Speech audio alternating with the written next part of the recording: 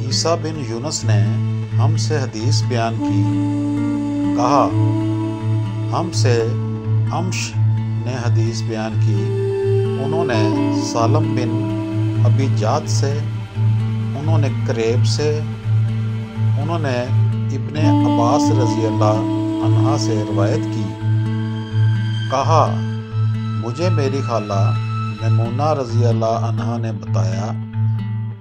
کہ میں نے رسول اللہ صلی اللہ علیہ وآلہ وسلم کے غسل جنابت کے لیے آپ کے قریب پانی رکھا،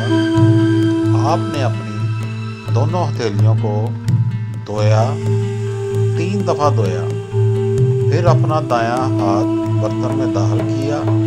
اور اس کے ذریعے سے اپنی شرمگاہ پر پانی ڈالا اور اسے اپنے بائیں ہاتھ سے دھویا، پھر اپنے بائیں ہاتھ کو زمین پر مار کر اچھی طرح رگڑا اور اپنا نماز جیسا وضو فرمایا، پھر ہتھیلی بھر کر 3 لپ پانی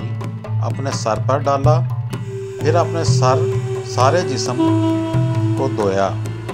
پھر اپنی اس جگہ سے دور ہٹ گئے اور اپنے دونوں پاؤں دھوئے، پھر میں تولیہ آپ کے پاس لائی تو آپ نے اسے واپس کر دیا۔ صحیح مسلم حدیث نمبر 722۔